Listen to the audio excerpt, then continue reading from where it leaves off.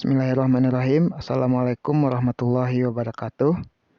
Berjumpa kembali di Andri Gunata YouTube channel yang membahas tentang pelajaran-pelajaran yang berhubungan dengan teknik kendaraan ringan.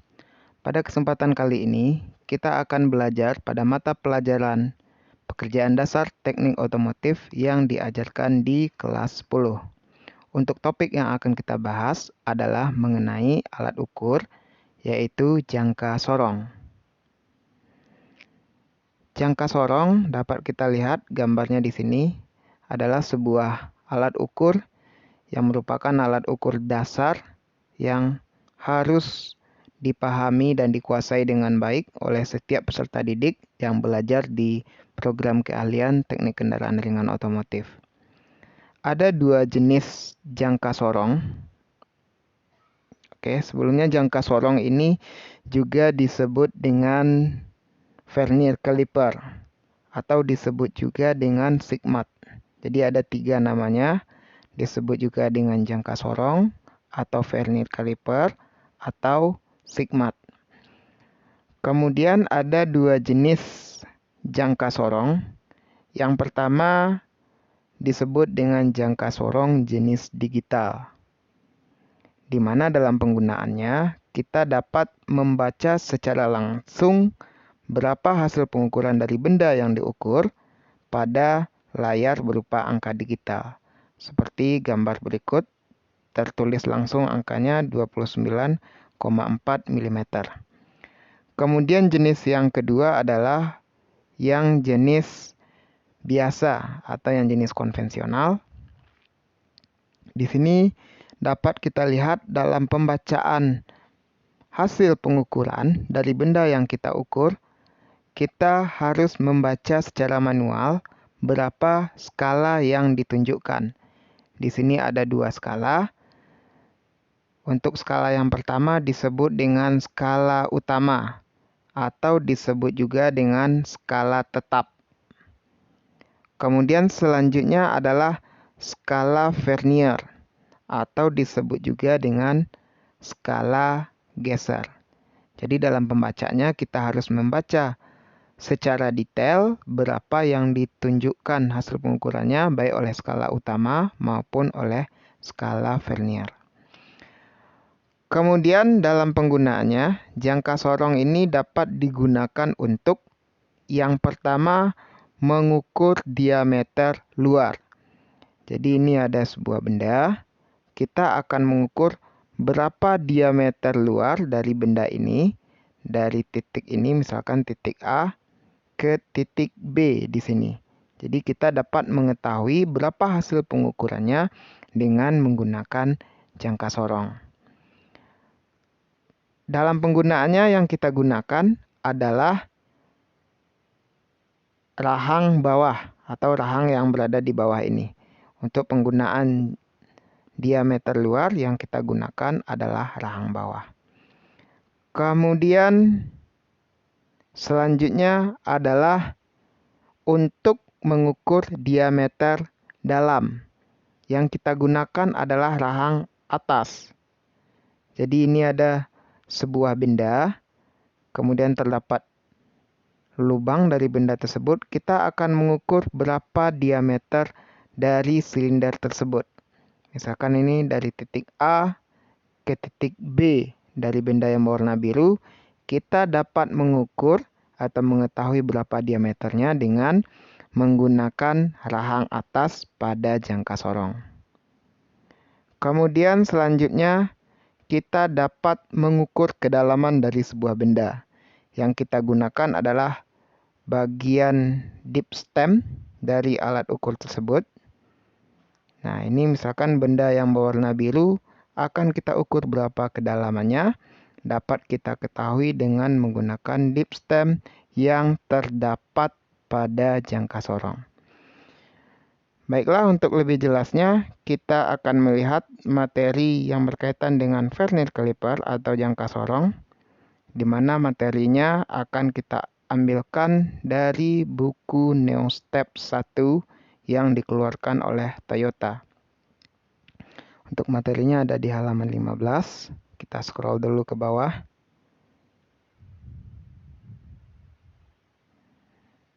halaman 10, halaman 15. Nah, ini materinya di halaman 15. Vernier caliper. Kita perbesar supaya lebih jelas. Vernier caliper mempunyai dua skala pengukur, yaitu skala utama dan skala vernier. Tadi juga sudah dijelaskan. Yang tetap merupakan skala utama, sedangkan yang bisa digeser disebut dengan skala vernier atau skala geser, atau disebut juga dengan skala nonius. Kemudian dalam penggunaannya bisa digunakan untuk mengukur diameter luar, untuk mengukur diameter dalam, dan untuk mengukur kedalaman. Pada gambar dapat kita lihat ada beberapa bagian utama dari alat ukur jangka sorong. Yang rahang bawah, seperti yang tadi juga sudah jelaskan, ini gunanya adalah untuk pengukur diameter luar.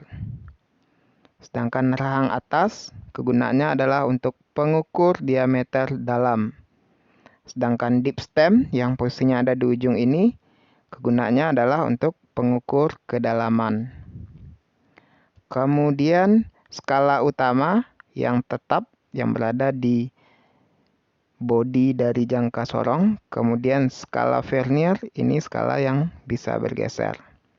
Kemudian di sini terdapat baut pengunci, di mana kegunaannya adalah supaya pada saat alat ukur ini kita gunakan, skalanya tidak bergeser pada saat digunakan, jadi bisa dikunci terlebih dahulu sebelum kita melakukan pembacaan hasil pengukuran. Kemudian ini terdapat standar ujung permukaan untuk pengukur kedalaman. Jadi di bagian ujung ini ada standarnya di sini. Kemudian prinsip pengukuran. Skala utama atau main scale dan skala vernier digunakan untuk mengukur jarak kecil dengan cara mencari perbedaan antara dua tanda. Metode ini disebut dengan prinsip pengukuran vernier. Sebagai contoh, skala utama untuk setiap garis berjarak 1 mm. Sedangkan skala vernier jarak antara garis adalah 0,9 mm. Jadi terdapat perbedaan antara jarak yang terdapat pada skala utama dengan jarak yang terdapat pada skala vernier. Karena itu, jarak garis pada skala utama lebih besar 0,1 mm daripada jarak garis skala vernier. Kita lakukan pengurangan 1 mm dikurangi dengan 0,9 mm, maka hasilnya adalah 0,1 mm. Kita lanjutkan. Pertama yang harus dilakukan adalah melakukan set awal atau disebut juga dengan kalibrasi, yaitu angka 0 pada skala utama harus lurus dengan angka 0 pada skala vernier. Jika skala vernier digerakkan ke kanan sampai angka 1 lurus dengan angka 1 pada skala utama, seperti yang terdapat pada gambar di bawah, hasilnya adalah terdapat celah 0,1 mm di sebelah kiri. Kita lihat gambar di bawah. Angka 1 pada skala utama kita sejajarkan dengan angka 1 pada skala vernier, maka antara angka 0 yang terdapat pada skala utama dan angka 0 yang terdapat pada skala vernier, maka terdapat celah yang besarnya adalah 0,1 mm. Selanjutnya, bila skala vernier digeser ke kanan lagi sampai angka 5 lurus dengan angka 5 pada skala utama, hasil celahnya adalah 0,5 mm di antara dua angka 0. Kalau yang tadi angka 1, sekarang yang kita sejajarkan adalah angka 5. Pada skala utama, kita sejajarkan dengan angka 5 pada skala vernier, maka di antara dua angka 0 ini akan terdapat celah sebesar 0,5 mm. Selanjutnya, pada umumnya, satu strip untuk skala utama adalah 1 mm dan satu strip untuk skala Vernier adalah 0,95 mm. Di mana hasil 0,95 ini adalah kita dapatkan dari pembagian 19 dibagi dengan 20 mm. Jadi hasilnya 0,95. Apabila dikalikan dengan 20 strip menjadi 19 mm. Jadi, perbedaan antara jarak satu strip skala utama dengan jarak satu strip skala Vernier adalah 1 mm dikurangi dengan 0,95 mm, maka menghasilkan 0,05 mm. Inilah yang disebut dengan ketelitian alat ukur. Jadi, jenis yang akan sering kita gunakan adalah jangka sorong yang ketelitiannya 0,05 mm. Walaupun ada jenis jangka sorong yang lainnya dengan ketelitian yang berbeda. Kita lanjutkan. Membaca nilai hasil pengukuran. Seperti pada gambar di bawah, nilai di depan koma diambil dari penunjukan angka 0 Vernier, yaitu 46 mm. Ini di titik A. Sedangkan angka di belakang koma diambilkan dari titik di mana kedua garis skala Vernier dan skala utama bertemu, yaitu 4, yang ditunjukkan oleh huruf B. Sehingga apabila kita gabungkan, pembacaannya adalah 46,4 mm. 46 adalah ini 40, 41, 42, 43, 44, 45, di sini 46. Kemudian angka 4 kita ambilkan dari sejajarnya garis skala utama dengan skala Vernier, yaitu di angka 4. Sehingga kalau digabungkan pembacaannya adalah 46,4 mm. Atau bisa juga kita hitung dengan menggunakan penjumlahan matematika. 46, ini angka yang terdapat pada skala utama, dijumlahkan dengan 0,05, ini adalah ketelitian alat ukur, dikali dengan 8. 8 ini didapatkan dari banyaknya jumlah strip atau banyaknya jumlah skala yang terdapat pada skala Vernier. Jadi dari angka 0 sampai angka 4 pada skala Vernier, jumlah garis atau jumlah strip ini kalau kita hitung jumlahnya adalah 8 garis. Sehingga hasilnya nanti adalah 46 ditambah dengan 0,4, maka hasilnya adalah 46,4 mm. Kemudian, poin selanjutnya adalah menangani Vernier caliper. Apa saja yang harus kita lakukan dalam pengukuran? Yang pertama, sebelum diukur, bersihkanlah benda yang diukur dan kaliper.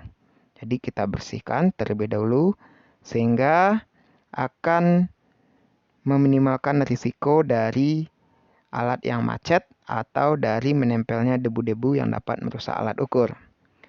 Kemudian, sebelum digunakan, periksalah bahwa skala Vernier bergeser dengan bebas dan angka 0 pada kedua skala bertemu dengan tepat. Kemudian, poin selanjutnya, sewaktu mengukur, usahakan benda yang diukur sedekat mungkin ke skala utama. Pengukuran di ujung gigi pengukur menghasilkan pembacaan yang kurang akurat. Dapat kita lihat di gambar berikut. Di gambar yang sebelah kiri, benda yang akan kita ukur ditempatkan di bagian ujung. Ini tidak disarankan. Penggunaan yang benar, di mana benda yang akan kita ukur, tempatnya adalah sedekat mungkin dengan skala utama. Inilah permukaan standar yang dibenarkan dalam penggunaan jangka sorong. Kemudian, poin selanjutnya, tempatkan kaliper tegak lurus dengan benda yang diukur. Untuk mengukur diameter luar, dapat kita lihat ada dua gambar di sini. Yang pertama, pengukuran yang salah apabila posisi rahang dengan benda yang akan kita ukur posisinya miring. Ini salah. Sedangkan pengukuran yang benar, rahang pada skala utama dan rahang vernier itu posisinya adalah tegak lurus atau 90 derajat dengan benda yang hendak kita ukur atau item yang akan diukur. Kemudian, bagaimana penggunaannya untuk mengukur diameter dalam? Dapat kita lihat di gambar berikut.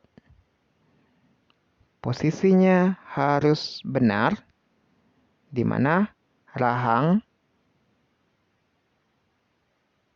yang akan kita gunakan posisinya adalah tegak lurus. Kalau yang ini salah karena posisinya miring.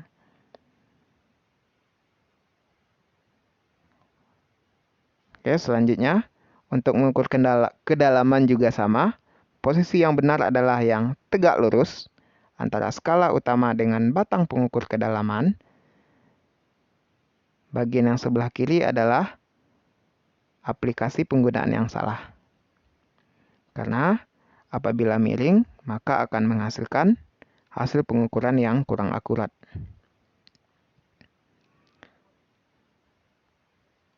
Untuk mencegah salah baca, bacalah langsung dari atas strip yang tepat. Kemudian, untuk mencegah karat, bersihkan kaliper dengan kain yang dibasahi oleh oli setelah dipakai. Sekarang, kita coba untuk tes pengukuran membaca hasil ukur. Soal yang pertama. Di skala utama dapat kita baca 32 mm. Karena ini kita baca 30. Kemudian strip yang pertama ini 31. Strip selanjutnya 32. Tapi belum sampai ke strip 33, sehingga kita baca 32 mm. Selanjutnya akan kita gabung dengan pembacaan di skala vernier yang berhimpit atau yang sejajar dengan skala utama, yaitu di strip ke-8. Sehingga kalau kita gabung, pembacaannya adalah 32,80 mm. Selanjutnya soal yang kedua. Perhatikan baik-baik. Di soal yang kedua, hasil pembacaannya dapat kita baca 75 mm. Di sini kita lihat 71, 72, 73, 74, 75 mm yang kita baca di skala utama. Untuk skala vernier, yang berhimpit adalah di angka 6. Sehingga kalau kita gabung, hasil pembacaannya adalah 75,60 mm.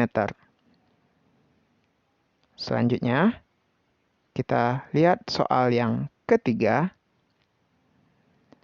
Hasil pembacaannya adalah di skala utama dapat kita baca 27 mm.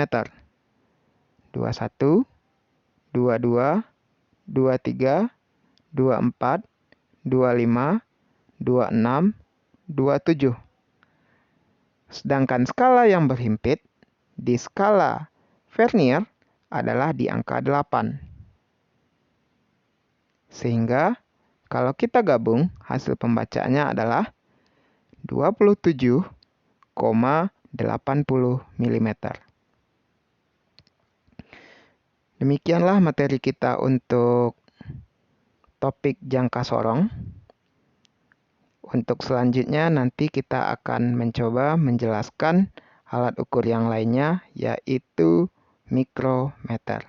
Semoga materi ini dapat menambah referensi kita dalam mengenal alat ukur yang biasanya kita gunakan dalam pekerjaan dasar teknik otomotif.